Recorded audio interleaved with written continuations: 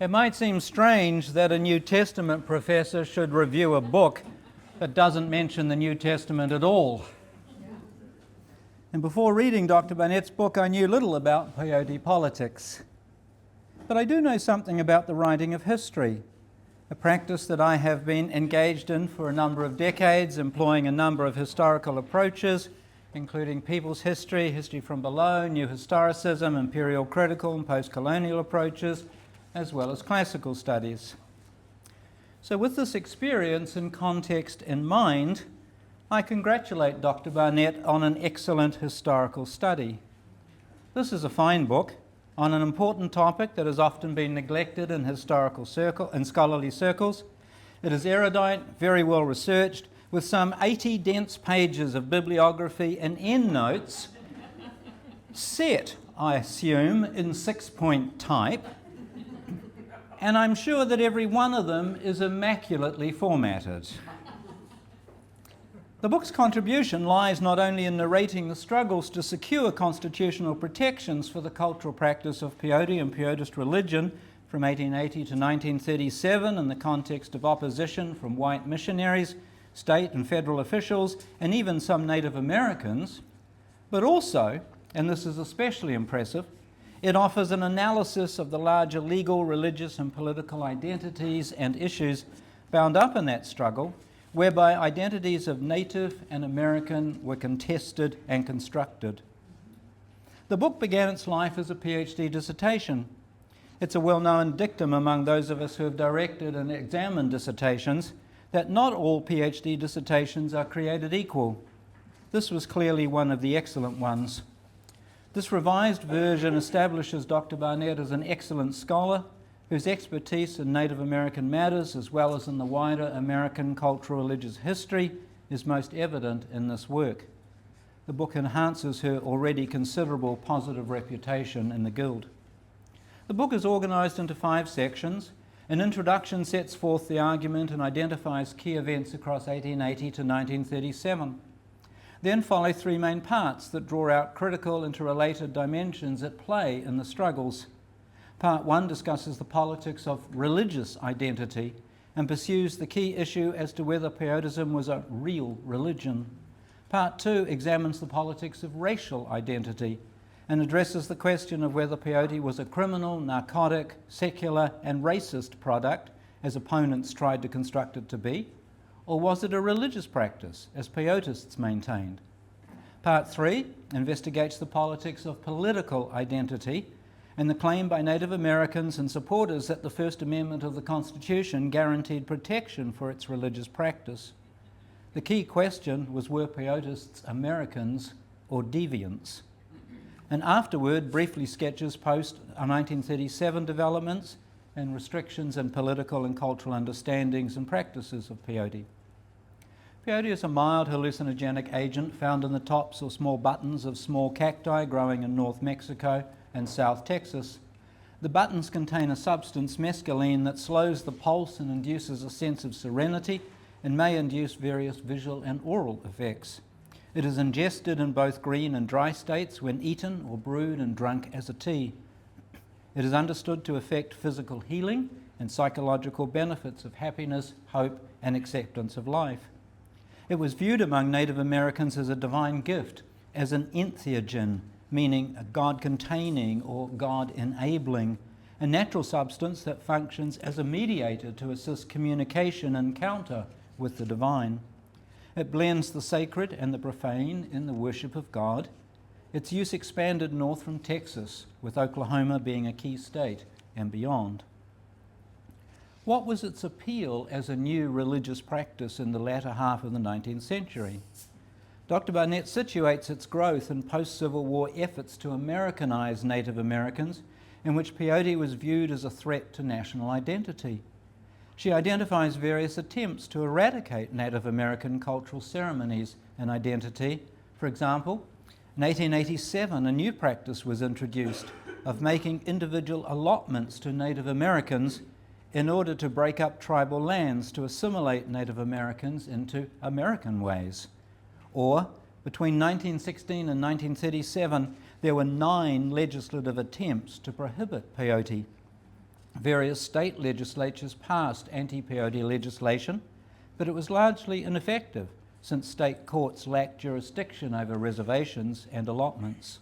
Or, in 1924, an act imposed markers of American identity on Native Americans in order to be citizens. They were to, quote, own a homestead, abandon tribal affiliation, rear families as white people did, learn English, and give up superstitions like peyote. White political actions were allied with non-peyotist Native American actions, especially the Society of American Indians, the SIA, founded in 1911 to oppose peyote because its members saw peyote as a barrier to assimilation to citizenship, whereby Native Americans would be independent and self-sufficient. This opposition from some Native Americans to peyote is an example of the splintering that Frantz Fanon identified as occurring in Native groups when imperialist power is asserted over them. Also important was opposition from white Protestant missionaries who saw peyotism as a threat to white Protestant identity. Christian missionaries regarded peyotism as pagan worship, as primitive, heathen, as antithetical to Christian worship and to its commitments of core beliefs, individualism, faith, and a Puritan religious heritage fundamental to American identity. The colonizing actions were based on a commitment to Christianity as the best religion, the American religion, superior to Native American practices. Dr. Barnett observes that for the missionaries there was an either-or binary, whereas for some Native Americans there was a hybrid identity. In the midst of this opposition, there was, among some Native Americans, a sense of pride in a distinctly Native American religion and identity, which were to be protected against these efforts. So in part one, Dr. Barnett identifies the issue at the heart of the struggle. Was peyote a real religion? Missionaries attacked it as lacking these Christian markers of core beliefs and faith and individualism. Peyotists defended it as a way of making contact with the Great Spirit, a religious, mystical experience.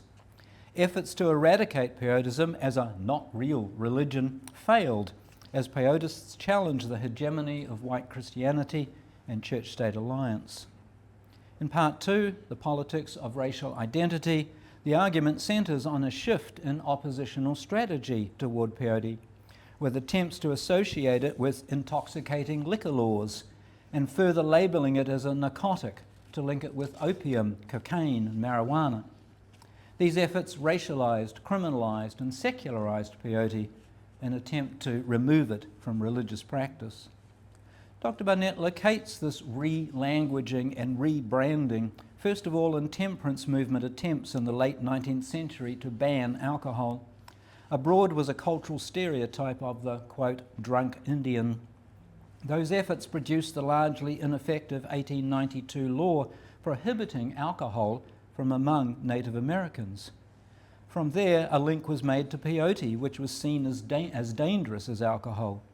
Peyote was constructed as an intoxicant harmful to individuals and society, which hindered progress into acculturation and citizenship, since it supposedly diminished accomplishment of cultural values such as the capacity for hard work, morality, economic independence, self-sufficiency, competitive economic activity, and it promoted stereotypes of idleness and irrationality. Addictive peyote had no place in progressive industrial America. In reply, peyotists emphasized it was a medicine that could heal alcoholism. Its religious use transformed lives with a moral code. This attempt to criminalize peyote failed. Further opposition racialized it as a Mexican drug, and efforts were made to disrupt the trade routes for the drug. A further attempt to racialize, criminalize, and secularize it sought to link it with the dangerous addictive narcotics stereotypically associated with particular racial and immigrant groups. So it was paralleled with opium linked to Chinese, marijuana linked to Mexicans, cocaine linked to African Americans. Peyotists responded to these criminalizing, racializing, and secularizing attacks on cultural identity by emphasizing its medicinal and religious and sacred functions. Part 3 concerns the politics of political identity. In the early 20th century, Peyotists responded to the various legislative efforts at state and federal levels to ban peyote by using the legal system to assert and protect their right to religious freedom. This was a classic use of the master's tools to secure constitutional rights. Dr. Barnett documents a series of arrests and trials of peyotists in which peyotists successfully challenged charges of using an intoxicant and narcotic by asserting the religious function of peyote. Peyotists successfully lobbied in both Oklahoma and Washington, D.C. to defend the practice throughout 1916 to 37. In this context of ongoing threats and opposition, including from the Society of American Indians, peyotists took the biggest step in 1918 with the incorporation of the Native American Church in Oklahoma. Peyotists used the First Amendment right of freedom for religion to protect peyote ritual. Their articles of incorporation specifically identified peyote as a central element of the church and identified it as a sacrament. The Charter not only established religious freedom for peyotists, but also established peyotists as citizens embraced by the Constitution. It secured a distinctive yet hybrid identity as American and Native. Dr. Barnett's book is a rich work, and my summary is partial at best, but a couple of thoughts to conclude. I couldn't help thinking as I read that if they can make a movie from Killers of the Flower Moon, which I've also read, there's a movie to be made here. You can line up for cast auditions. But it's a stirring and powerful account of sustained cultural imperialism aimed at obliterating peyote as a marker of religious and ethnic identity, a display of the inability of white hegemony to recognise difference. I note Dr. Barnett's autobiographical report that it wasn't until her graduate education that she learned of this assertion of cultural hegemony. As a foreigner and immigrant in this country, I'm often amazed that the terrible acts such as this sequence of events and collision of values in the nation's history have not bred a profound humility in the national consciousness. Moreover, I can't help but be impressed by the sustained resilience and creativity with which peyotists responded to the challenges that doubted the religious integrity of peyotism and sought to criminalise or secularize or racialize it. The creation of the Native American Church under the umbrella of the Constitution was a masterstroke. Further, I'm impressed with the nuanced, thick description and analysis that Dr. Barnett offers. It would be seriously simplistic to draw the lines of this struggle in binary terms, white officials and missionaries versus Native Americans, and I hope my summary has not left that impression. She's careful to trouble and collapse the binary, so her analysis embraces divisions among Native Americans over peyote and the contribution of some whites, such as the Irish immigrant and ethnologist James Mooney, who appeared as an expert witness in various court cases supporting peyote as legitimate religious practice and deserving constitutional protection, and who supported the necessity of legal incorporation as a church. There's a lesson there for those who, even in recent and present times, regrettably think racial, ethnic and political divisions can somehow be addressed by asserting rigid binaries and disparaging the other. The book ends on a somber note. Dr. Barnett argues that the legal political classification of peyote as a Schedule I drug replicated the reclassifying of sacred peyote as profane and the reassertion of majority values over a minority religious practice. A subsequent amendment allowed its religious use, but as a Schedule I drug it cannot be imported from Mexico, so supply is limited and prices are high. Finally, Dr. Barnett positions his study in the context of talking about the history, language and cultural rituals that have been lost from her family history. This historical work is an excellent example of retrieval. Congratulations.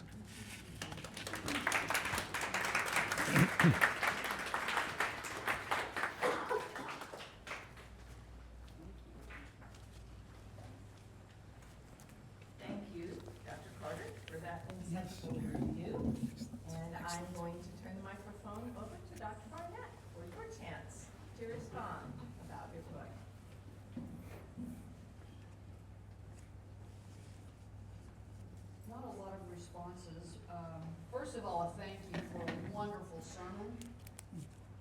and a marvelous book review from a historian of New Testament work. I really appreciate that.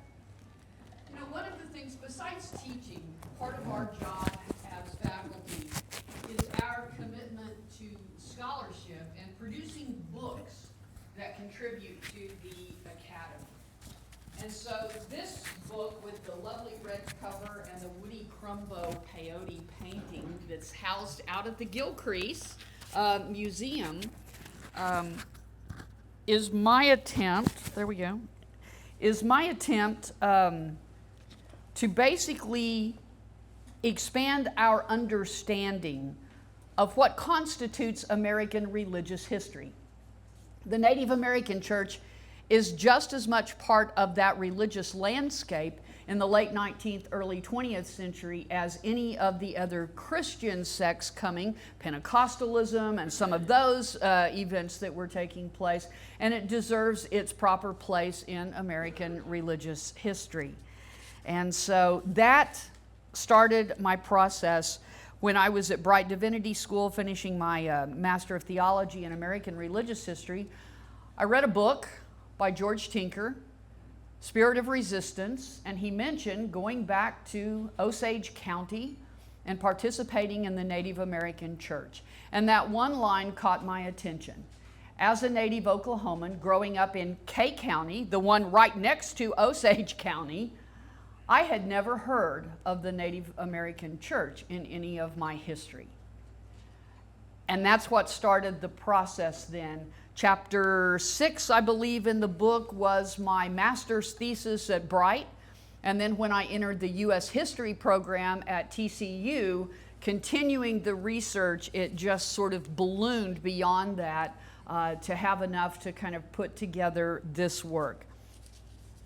I will say I am indebted to archives like my friends here, Billy and Janet from the Helmrich Center for American Research out at the Gilcrease. I spent some time when I was working on my master's thesis out there looking at the peyote papers in you all's archives.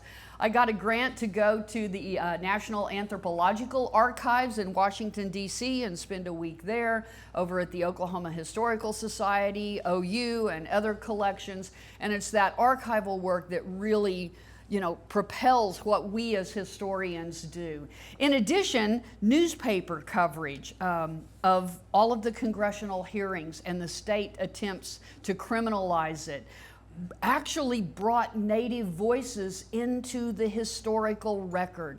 And that's what I also really wanted to tap into in this book, that it's not just written from those previous white anthropologists who went to study Native Americans as objects and write about their religious practices, but it's actual Native Americans who are commenting on their own religious practices. And even in the process of this, I've met some roadmen who are current practitioners with the Native American Church, and one of them from the Comanche Nation, when I first told him what I was working on with my dissertation, first thing out of his mouth, "You know that peyote is a sacrament?"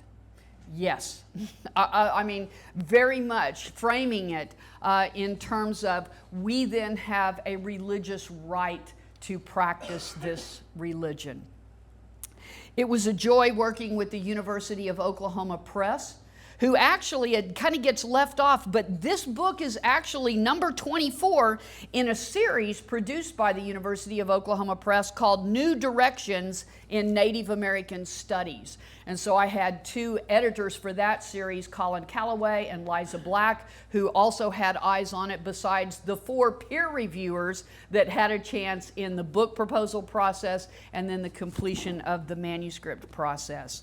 I'm still waiting on the scholarly reviews to come out, but I will say the Midwest Book Review that came out in August says, original, unique, a meticulous, seminal, and groundbreaking study. It's an extraordinary recommended addition to libraries to help supplement work there, so I'll take that for what it's worth. But again, I am grateful for the celebration.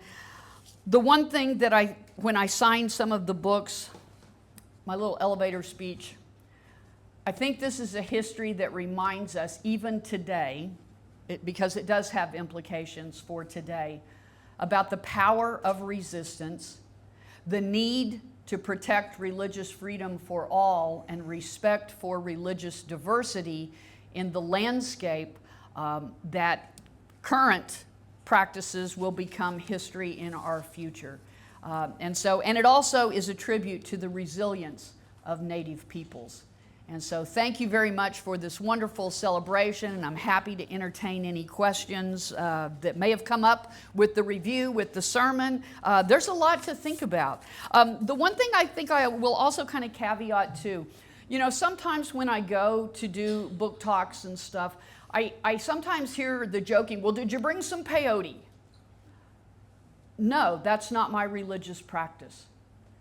But it is a sacred religious practice of some that I don't want to joke about and I don't want to denigrate by continuing some of those stereotypes that somehow it plays into that idea of how we can secularize it in order to criminalize it, which ultimately did happen in 1970 after the 1960s and the hippie, the drug culture, and the writing about peyote getting caught up then in Richard Nixon's war on drugs. That's when it became on the controlled substance list and restricts a lot today the right of Native American peyotes to practice their religion in, in a costly, expedient fashion. So I do want to caveat that I do have a lot of respect for the religion, even though I am not a practitioner.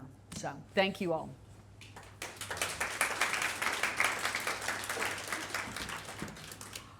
I know some have to go to class, but if there are comments, questions, if you've read the book or you have another question that maybe wants you to read the book or... So yeah. Volume 2, 1938 to 2045. Yeah, well, there's some other things along with Volume 2. Actually, Thomas Marukas's book, The Peyote Road, picks up more after the legislation and much more of the contemporary, Smith decision, Oregon v. Smith decision, that the Supreme Court kind of put some restrictions on the practice of peyote and stuff there. So I highly recommend his book for that more current context. But I do, off of Peyote Politics on my sabbatical, one of the things, I think it's at the end of chapter 5 where I talk about the citizens' clothing and the sartorial kind of how dress is political and stuff like that. This phrase comes up a lot, Christian citizen, Christian citizenship. And I really want to start to explore that more as a separate category for Native Americans. Because, as Dr. Carter talked about, the Society of American Indians opposed the use of peyote because their primary purpose was to achieve citizenship status for Native Americans.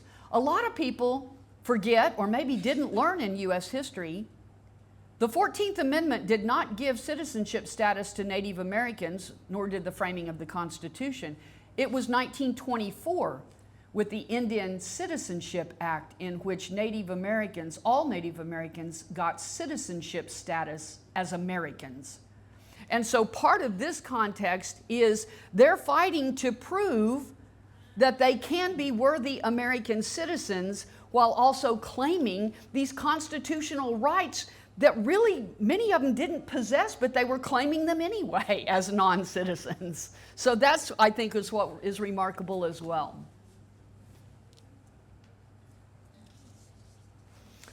All right.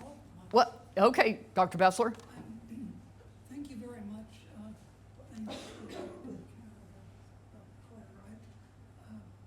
I found myself thinking a little bit of early Christianity and of using the master's tools in the sense of, but it's also an identity forming. There's really a kind Yes. of intricate dance that happens that once you use that language of religion, and then you use the language of sacrament, Mm-hmm. that something also then happens to your understanding of peyote that may not have been there before. You rhetorically invoke that in order to protect the practice of peyote. Right. So do you see this happening in their debates? It seems to me in that final chapter you do see a bit of it in terms of almost paralleling Yes. I mean, is peyote itself sacred? Is the engagement of peyote, is that the sacred moment? So I can imagine then, almost like a group of Protestants. Are there Protestant peyotists, as it were? Yes, there are Christian peyotists. And that like Christian language shapes. I just, yeah. Yeah, so there are variations even as the development of peyoteism. There are some that is very traditional with native language and songs and hymns and no references to Christianity. Then John Wilson out of northeastern Oklahoma, Catholic background, introduces some Christian elements. As it goes up to Nebraska, you have even more Christian elements introduced, with even a Bible on the altar next to the peyote saying that peyote is a way to interpret Scripture, right? So there are differences with the Christian syncretism, but it's still, though, that basis of peyote is a sacrament. Peyote actually started out as a sacred medicine. Sacrament becomes the anthropologist's way to translate to white audiences what that means and why they use it.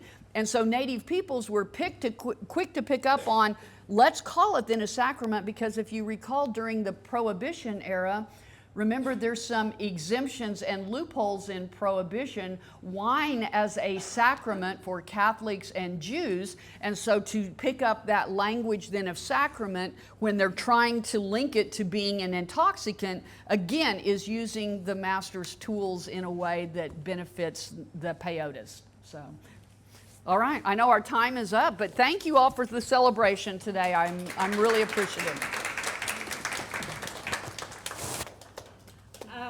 Once again, a lot of people made today possible. First Here, off, you might want that. Dr. no, it's not on, but that's okay. Okay, sorry. It is? Okay. Dr. Barnett, of course, for writing the book, which we are grateful for. Dr. Warren Carter for the review of the book. Dr. Kathy McCallie for the sermon. Chaplain Jenny, who pulled the service together.